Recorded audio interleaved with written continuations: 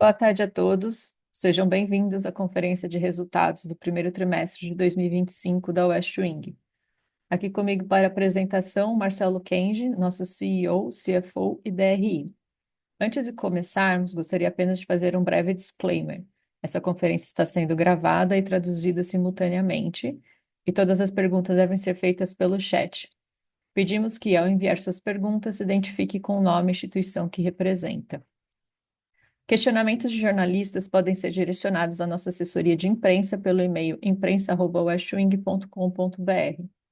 Para continuarmos, gostaria de esclarecer que eventuais declarações que possam ser feitas durante essa conferência, relativas às perspectivas de negócio da companhia, projeções e metas operacionais e financeiras, constituem-se em crenças e premissas da diretoria, com base em informações atualmente disponíveis. Considerações futuras não são garantias de desempenho e envolvem riscos e incertezas, pois dependem de circunstâncias que podem ou não ocorrer. Investidores devem compreender que condições econômicas gerais, condições da indústria e outros fatores operacionais podem afetar o desempenho futuro da companhia e podem conduzir a resultados que diferem daqueles expressos em tais considerações futuras. Agora eu passo a palavra ao Kenji, que fará a apresentação dos resultados. Kenji, por favor. Lara, muito obrigado. Uma ótima tarde a todos. Agradeço mais uma vez a presença. O call de resultados agora do primeiro trimestre de 2025 da West Wing. Dando um overview inicial do que será apresentado aqui hoje, o a partir dos indicadores que a gente acompanha aqui de mercado, é um mercado de casa de decoração que continua em queda, tá? Como West Wing, nosso foco continua sendo em rentabilidade. Fizemos, inclusive, alguns trade-offs ao longo do ano passado e que são refletidos neste ano de margem em relação à GMV. Com isso, a gente teve no primeiro trimestre uma contração de GMV e apresenta o 11º trimestre seguido de resultados melhores em relação ao ano anterior, tá?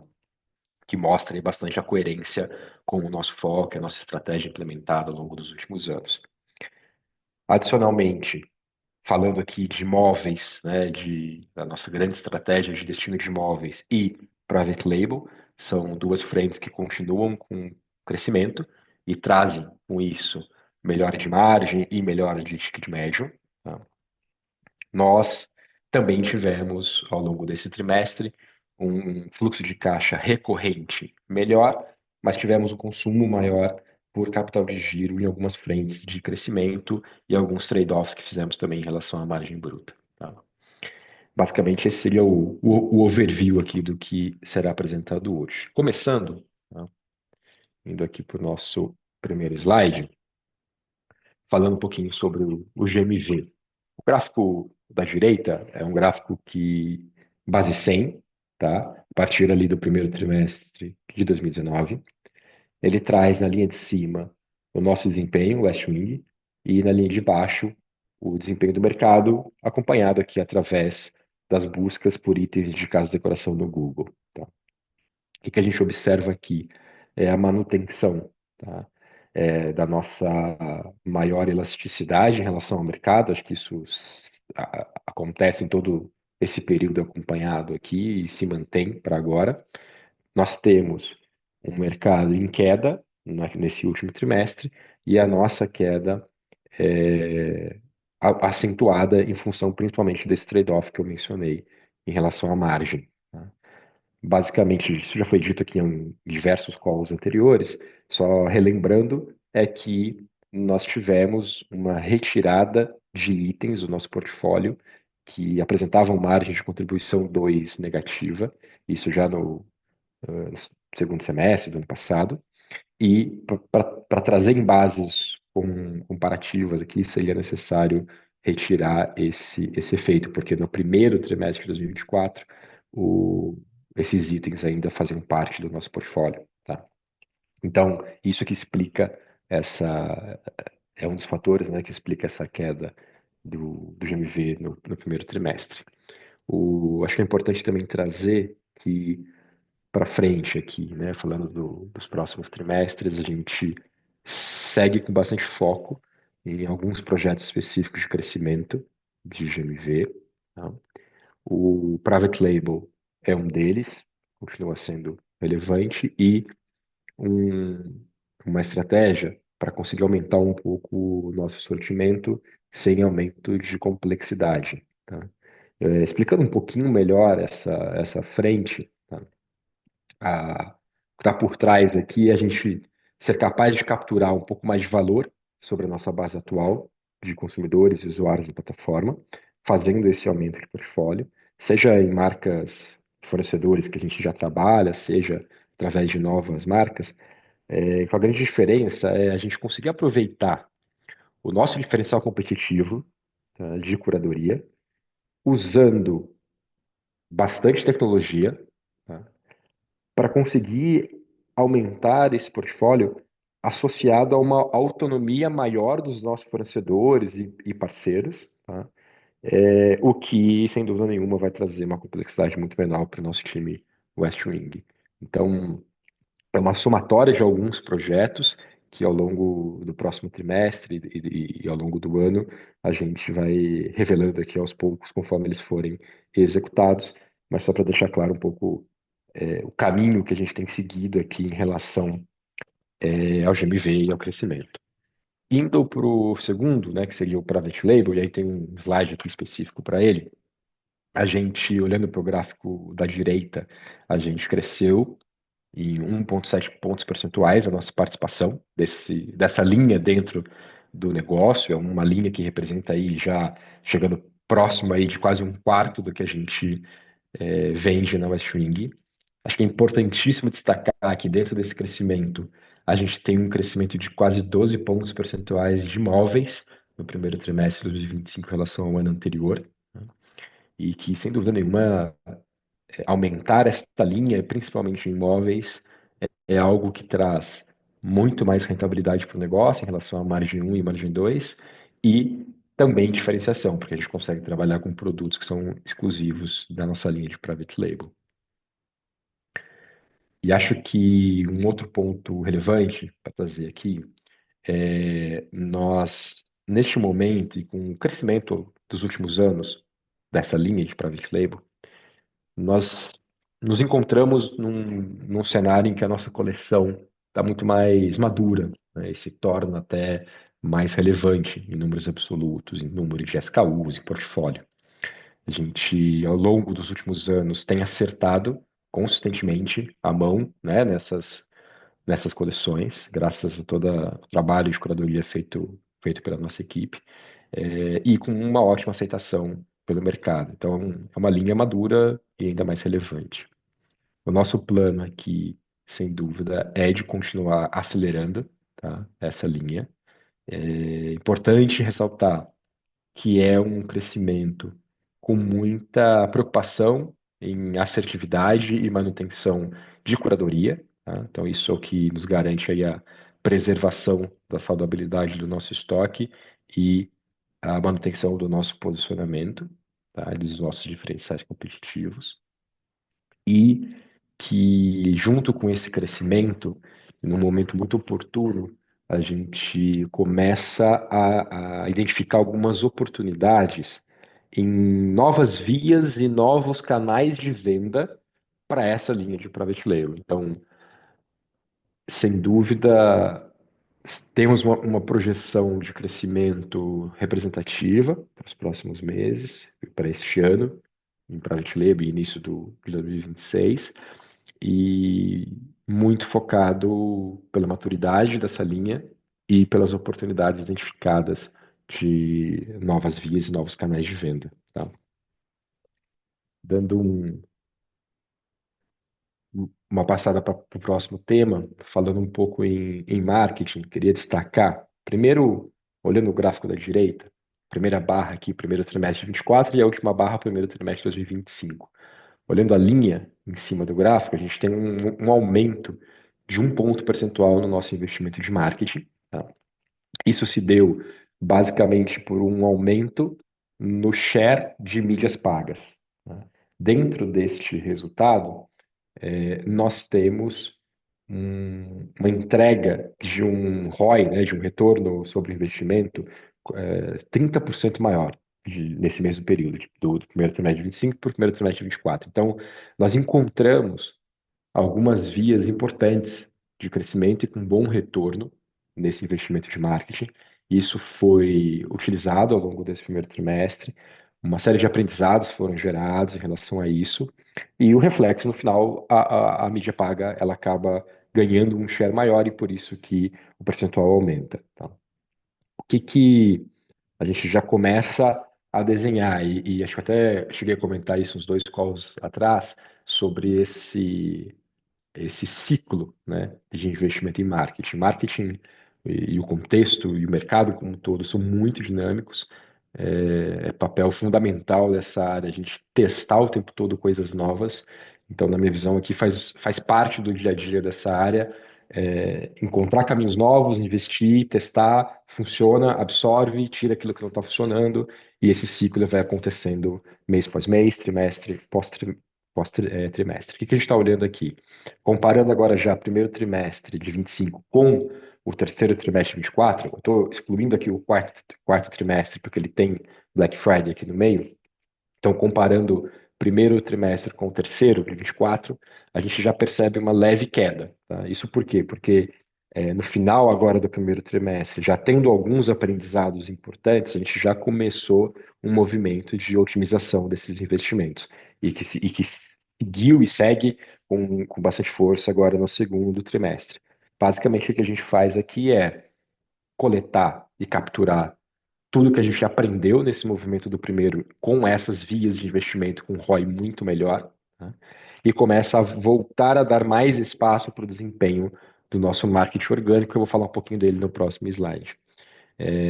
Acho que além disso, uma outra forma de garantir essa otimização e acelerar um pouco esse processo, a gente segue com uma alocação de recurso relevante, tanto em private label quanto em imóveis, tá? O que traz aí para a gente, sem dúvida, um perfil de compra muito melhor, tanto em margem quanto em ticket médio. Falando sobre o marketing orgânico, que eu comentei aqui, que é o que a gente dá um pouco mais de espaço, porque é importante destacar que ele, mesmo mídia paga tendo ganhando um pouco de representatividade, o marketing orgânico continua sendo um pilar muito forte da Westwing e continuou crescendo muito. Falando especificamente de SEO, nós tivemos um crescimento de 18% contra o ano anterior, desse mesmo período, em palavras-chave no top 3 do Google. E, olhando o top 10, o crescimento foi até maior, de 27%. Tá? Olhando o West Wing Visita, tá? Que é hoje, tá? O maior canal de casa de decoração no YouTube em número de inscritos. Um negócio que a gente começou, amadureceu e ganhou bastante força nos últimos trimestres. Tá? Especificamente nesse primeiro trimestre de 2025, nós lançamos 4 novos episódios, tivemos aí mais de 8 milhões de impressões orgânicas. Então, sem dúvida, tem fortalecido bastante a marca, um trabalho muito bem feito por toda a equipe e que merece bastante destaque aqui. Seguindo, virando aqui um pouco o capítulo, né? Falamos até agora aqui de GMV, private label e marketing. Tá? Falando um pouco agora de despesas e resultados. Primeiro bloco de despesas que a gente traz aqui é o de fulfillment. Olhando o gráfico à direita, comparando os dois períodos, primeiro trimestre de 25 contra 24, nós tivemos aqui uma redução de 32% nessas despesas. Então, o nosso foco de atuação nessa despesa é conseguir reduzir custos que são fixos, tá? Diante do cenário de GMV que se apresenta, tornando, obviamente, muito mais saudáveis e sustentados aí dentro desse patamar de receita que a gente tem. A gente também teve fechamento do hub de Belo Horizonte, tá? Lá de Minas Gerais. Basicamente, o nosso bastante coerente aqui, né, com o nosso foco em eficiência e rentabilidade. Nós nos aprofundamos bastante aqui em termos de análise mesmo em relação à operação com e sem esse hub e a alternativa de uma operação terceira se mostrou melhor e mais rentável, e por isso que a decisão foi por este caminho, tá? Adicionalmente a essas ações, a gente também tem um impacto positivo de algumas ações que foram tomadas ao longo de 2024.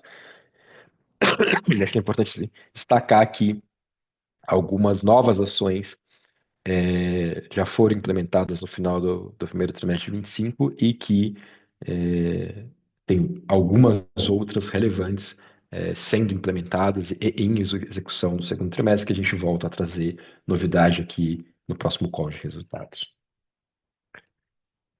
Virando um pouquinho a página,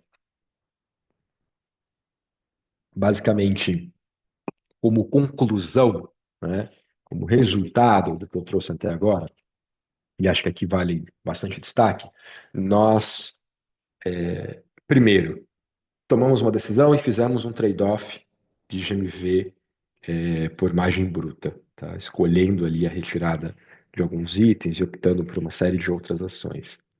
Além disso, acabamos de ver uma redução relevante nas despesas de fulfillment. Essas duas coisas somadas, sem dúvida nenhuma, impactam diretamente a nossa margem 2 de contribuição.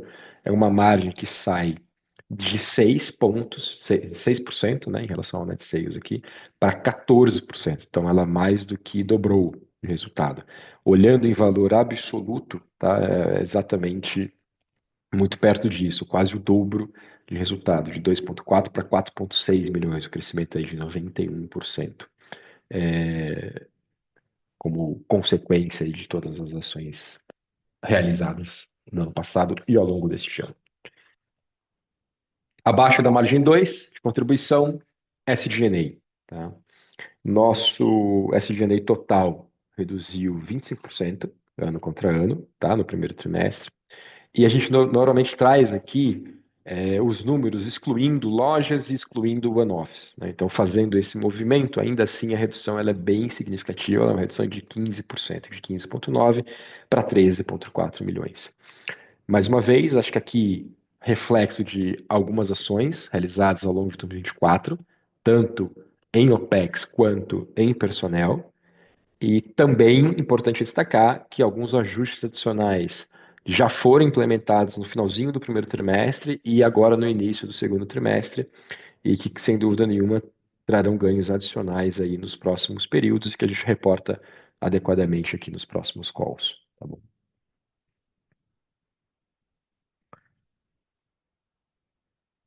E trazendo números, já caminhando aqui para o final, nosso EBITDA ajustado, tá? Ele, sem dúvida, consequência, né, das decisões acertadas em relação a esse trade-off de margem bruta, todos os ganhos de eficiência, seja em fulfillment e também em SG&A apresentado agora, é o que nos traz para esse momento de 11 trimestres seguidos com uma evolução positiva de resultado em relação ao ano anterior, uma margem EBITDA com crescimento de 2 pontos percentuais. Em relação ao fluxo de caixa, queria trazer atenção primeiro aqui ao gráfico da direita, primeira barra, ano de 2024, primeiro trimestre realizado. A parte de baixo aqui do gráfico, menos 10,6, tá? Foi exatamente o consumo de caixa do ano passado, operacional, vindo ali diretamente do EBITDA. Tá? O que eu destaco aqui é que neste período nós fomos beneficiados, né, em função de todas as ações que nós executamos, em 3,2 milhões, somando capital de giro e outros. Tá? Então, 10 milhões e 600 de consumo operacional e uma geração de 3,2 de capital de giro. O que acontece no primeiro trimestre de 2025? Nós temos, primeiro, olhando operacionalmente, tá? Uma melhora de praticamente 2,4 aqui milhões de reais no caixa operacional, tá? E o capital de giro é que sai de uma geração de 3,2 para um consumo de 8 milhões, que eu vou comentar um pouquinho ele ali. Então, em resumo, olhando agora o caixa total, a somatória dessas duas coisas, existiu um consumo de caixa maior em 9 milhões, claramente melhor em resultado recorrente e maior consumo de capital de giro. E esse capital de giro basicamente foi um trade-off também entre margem, tá, e capital de giro aqui no caso. Nós fizemos algumas compras um pouco maiores em relação à importação, nos preparando para esse crescimento de private label para o segundo semestre, tá? E além disso, a gente também teve algumas mudanças, uma específica, olhando para a margem bruta, né? Reduzindo os níveis de descontos e aplicação dessas campanhas com Pix, então isso afeta um pouco os nossos recebíveis, tá? Em contrapartida, é uma ação que financeiramente fez sentido e foi ótimo, inclusive, porque a gente conseguiu testar um pouco melhor caminhos diferentes para essas campanhas de Pix e encontramos, né? Acho que é importante dizer, encontramos algumas vias novas e alguns detalhes diferentes de como fazer essas campanhas com excelente resultado, mas afetando muito menos a margem. Então foi um aprendizado importante desse trimestre. E especificamente no mês de março, mês do consumidor, que a gente teve algumas negociações específicas com fornecedores importantes, itens curva A, nós tomamos a decisão de fazer a aquisição e comprar com um pagamento mais antecipado em prol de um desconto maior. Então, acho que esses três fatores, importação, essa negociação com fornecedores e os testes e mudanças nas políticas de Pix e o aprendizado decorrente disso foram, sem dúvida nenhuma, explicam aí mais de 90% dessa variação no capital de giro, tá? Já caminhando aqui para o slide final e consolidado aqui financeiro, eu vou aqui para. Já falamos, né, algumas dessas coisas, mas acho que é sempre importante olhar para a tabela final e o reflexo que tudo que a gente fez até agora teve nos números.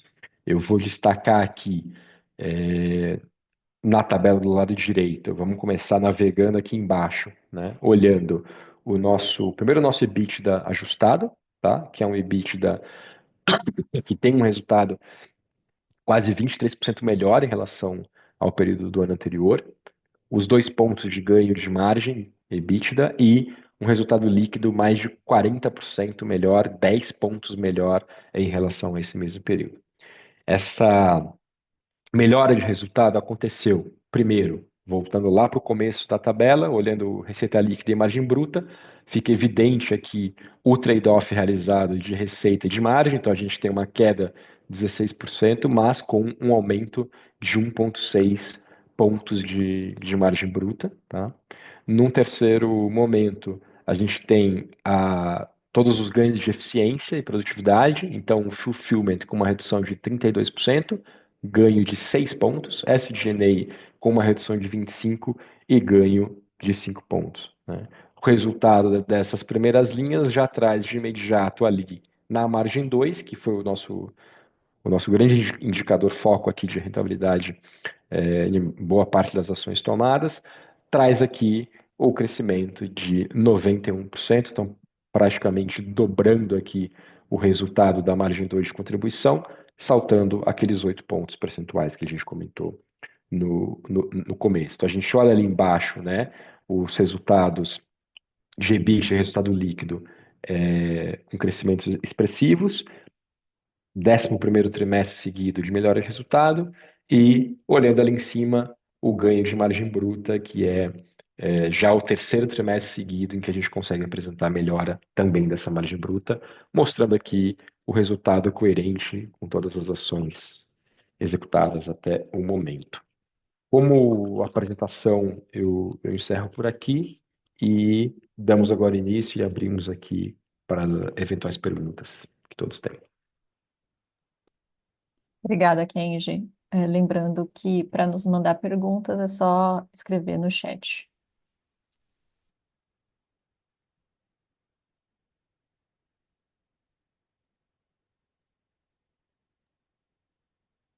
Kenji, temos a primeira pergunta aqui. Se você pode explicar um pouco mais sobre o aumento do consumo de caixa no trimestre. Tá. Acho que só relembrando aqui até um pouco o que eu comentei até agora, foi um trade-off, principalmente de margem em relação a capital de giro. Foram três frentes aqui que, que foram onde a gente atuou. Então, Pix, principalmente, tá?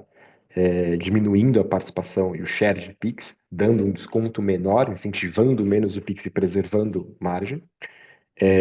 Fornecedores e processo de importação. Acho que, adicionalmente aqui, acho que eu já comentei um pouco, né, sobre esse processo de aprendizado aqui do Pix, talvez trazendo um pouco mais de detalhes. Um dos aprendizados, só para tornar um pouco mais tangível aqui a resposta, a gente sempre teve, por exemplo, o estabelecimento de um valor mínimo a partir do qual o eventual desconto acelerado de Pix se aplicava. A gente foi tirando, né, esses descontos e foi devolvendo eles com mínimos cada vez maiores e testando um pouco a reação do consumidor. E o que a gente percebeu e aprendeu, né, é que a gente conseguiu uma participação boa de Pix em um valor mínimo muito maior do que o que a gente trabalhava anteriormente. Então, isso financeiramente traz uma ação que é até positiva, né? O custo financeiro desse dinheiro que entra de forma antecipada, ele é maior e se sobrepõe ao tamanho do desconto concedido, já comparando aí também os custos de transação dessas operações, tá? Então aqui fica um aprendizado muito importante e que inclusive nos permite agora, no segundo trimestre, voltar a crescer essa participação no Pix, mas de uma forma ainda mais saudável e afetando ainda menos a margem. Então acho que foi um aprendizado muito importante, necessário, e foi pontual. Acho que especificamente sobre a negociação, adicionalmente aqui, a gente de fato tem alguns produtos que são muito importantes no mês do consumidor, mês de março. São produtos que têm um giro, que inclusive essas apostas que foram feitas giraram super bem, praticamente nenhuma sobra de estoque depois de março em relação a essas linhas e essas compras que foram feitas. Então foram apostas também muito bem feitas, aproveitando inclusive preços não reajustados de alguns fornecedores, né? Então a gente conseguiu entrar no mês do consumidor com algumas linhas, alguns produtos iscas, com preço bem melhor em relação ao mercado por causa dessas negociações e também funcionou muito bem. E talvez trazendo um pouquinho aqui sobre um pouquinho mais de detalhe aqui sobre Private Label, que já é uma estratégia que a gente tem investido, posso falar um pouco mais dela depois, mas é uma estratégia que a gente tem investido bastante e que tem bastante coisa planejada para acontecer no segundo semestre, mas que a gente precisou apostar um pouco nesse primeiro semestre. E é uma linha que nos últimos anos já dá muito resultado. Então a gente, sem dúvida, já sabe o caminho das pedras aqui e estamos pisando um pouquinho no acelerador.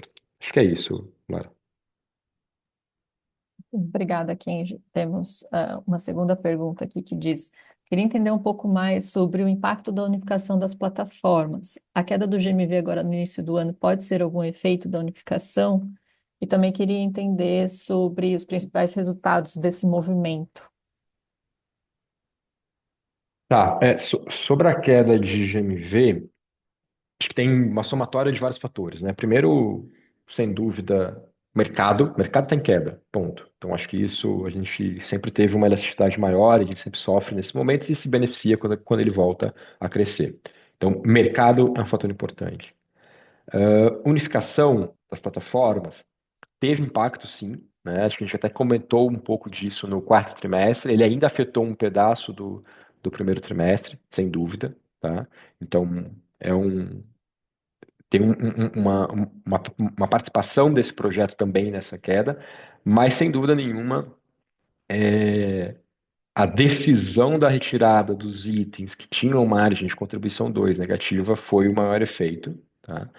E foi um efeito que acho que os números que apresentados aqui mostraram o quanto ele fez sentido, né, quando a gente dobra a nossa margem 2 de contribuição.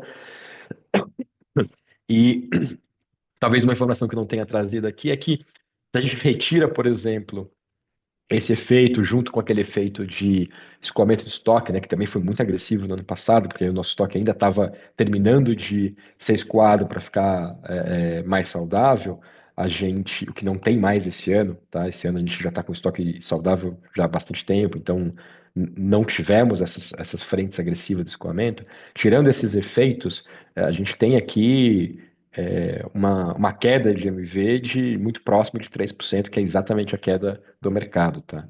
Então, por isso que eu falo que a unificação ela afetou muito pouco o começo desse trimestre. E talvez, acho que falando de GMV, obviamente, né, quando a gente olha o número total, ele apresenta essa queda, mas acho que é extremamente importante trazer que nós escolhemos conscientemente linhas onde o GMV ia cair, porque a margem não estava saudável, e escolhemos linhas onde a margem era muito saudável e a gente queria crescer. Nessas categorias que a gente escolheu crescer, porque a margem já era saudável, nós crescemos mais de 2 dígitos, tá? Por exemplo, a categoria de imóveis. Então, eu acho que isso reforça bastante o nosso compromisso e o quanto a empresa já é capaz hoje de retomar o crescimento de GMV, obviamente nas linhas em que a gente tem escolhido fazer isso. E sobre o projeto de unificação, acho que tem muitas mudanças, tá? Vou tentar trazer algumas aqui que me vêm à mente. Acho que primeiro a gente tem uma mudança de jornada super interessante, que é uma adição menor de itens ao carrinho de compras, mas um aumento muito maior de adição aos itens na wishlist. A wishlist ela não era disponível para o cliente do clube, ele só era para o cliente do Now. Então, quando a gente unifica essas plataformas, é uma funcionalidade nova que a gente percebe que os usuários estão gostando e estão usando bastante. O que para nós é muito importante, até porque torna-se ali um indicador de propensão à compra. A gente consegue trabalhar muito bem isso com uma conversão muito boa em CRM, tá? É, acho que um outro fator que a gente observou também é uma jornada de compra mais objetiva e mais assertiva. Pensa que o consumidor do clube antes não tinha acesso a uma ferramenta de busca, né? E hoje ele tem. Então ele consegue encontrar muito mais rápido. Isso é muito bom para efeito de conversão. Então a gente tem aumentos positivos de conversão nesse sentido. E o que a gente enxerga é que com isso cai, né, a visualização de itens e a gente já começa a identificar uma série de oportunidades para trazer isso de volta. Quando a gente soma esses dois efeitos, o resultado é muito positivo. Então, acho que esses seriam os dois principais e acho que não falando, né, só de GMV e de comportamento, mas um dos principais motivos da gente ter unificado as plataformas foi porque isso habilitava para nós uma otimização adicional de estrutura, de custos e despesas. E isso foi capturado e estão aí os resultados e as situações para comprovar. Acho que é isso, claro. Obrigada, Kenji. A gente já tem mais uma pergunta aqui também, que é se você pode comentar um pouco mais sobre esse novo plano do Private Label e se isso significa um maior estoque de produto, porque diz aqui que vimos impactos de estoque de capital de giro no passado e queria entender se não pode haver esse risco novamente em capital de giro aqui na aquisição de estoque. Tá bom. Bom, tentar trazer Private Label aqui com uma visão mais ampla, primeiro. É, Vamos lá, acho que primeiro curadoria, tá?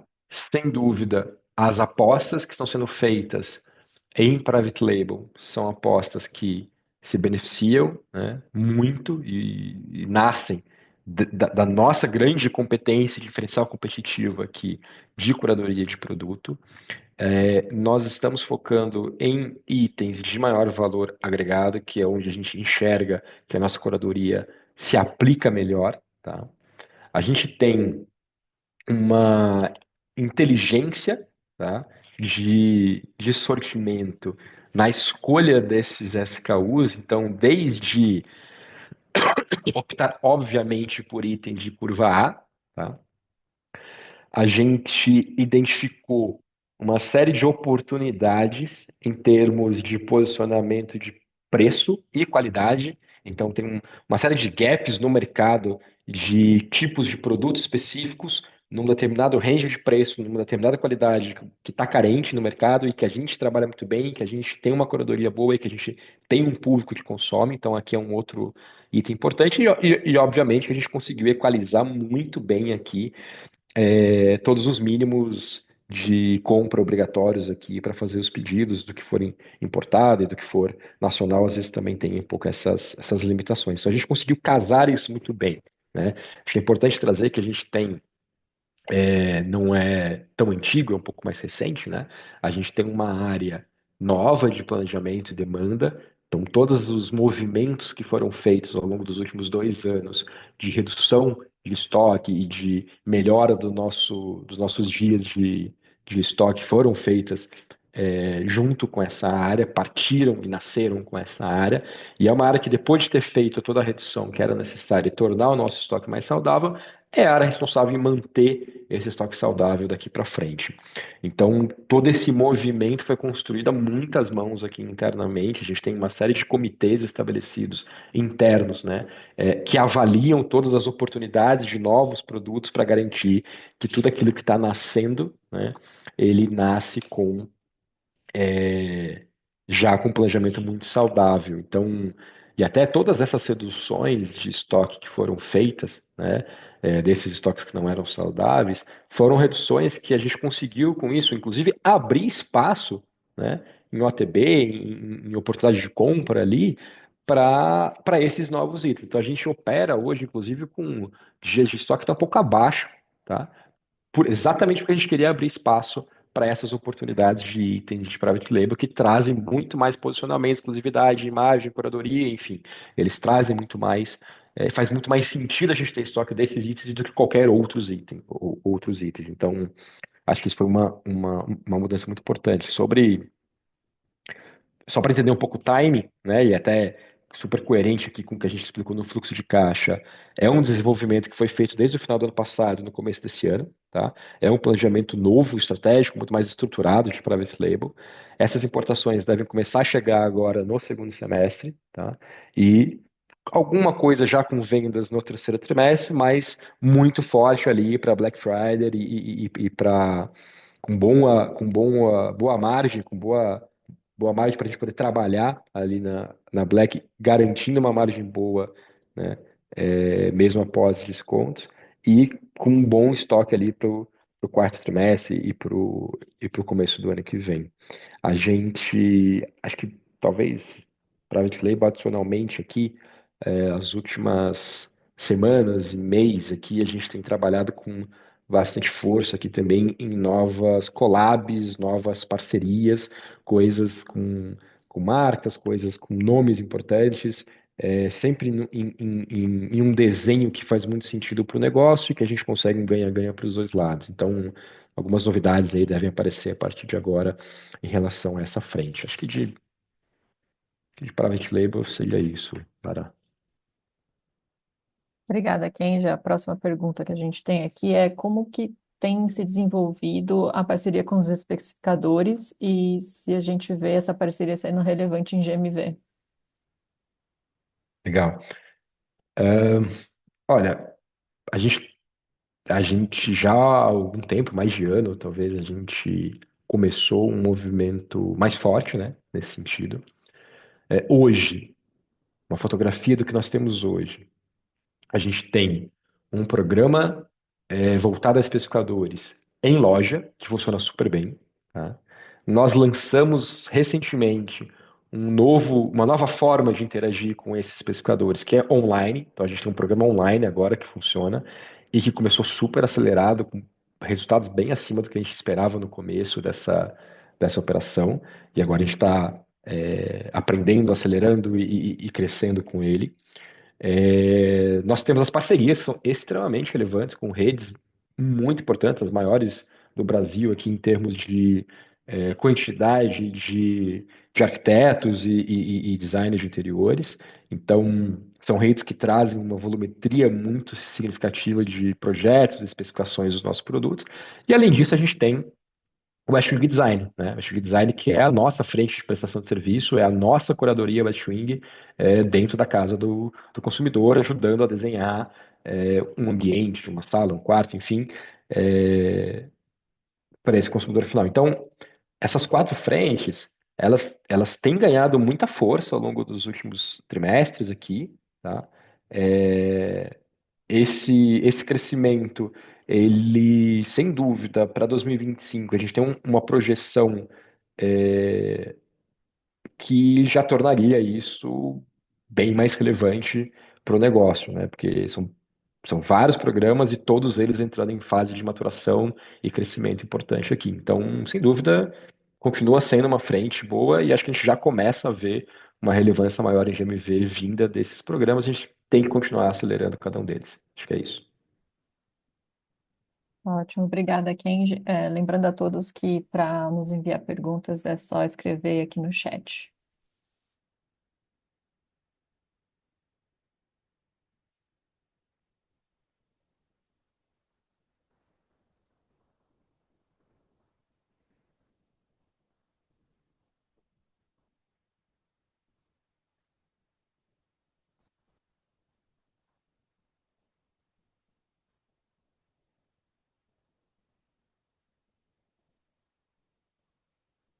Não havendo mais perguntas, eu retorno agora a palavra ao Kenji para as considerações finais. Tá bom, obrigado, Lara. Acho que trazendo aqui primeiro, né, só relembrando aqui os destaques desse trimestre, melhora de margem bruta, né, em relação ao anterior, 1,6 pontos percentuais, terceiro trimestre seguido com melhora de margem, redução de 32% de fulfillment, ganho de 8 pontos percentuais de margem de contribuição 2, aqui onde a gente mais do que, a gente quase dobrou, né, o resultado em valor absoluto.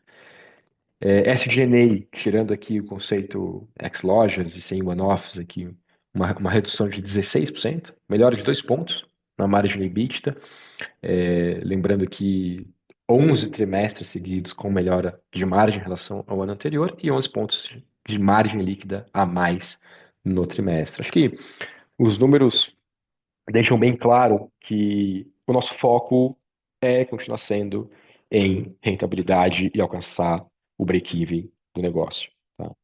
É, Em paralelo com isso, a gente não deixa de dar foco e atenção ao crescimento de GMV, que é um crescimento que aconteceu mais de 2 dígitos nas linhas e categorias que a gente selecionou para crescer, que eram as que tinham melhor margem e que nos trazem maior diferenciação. Né?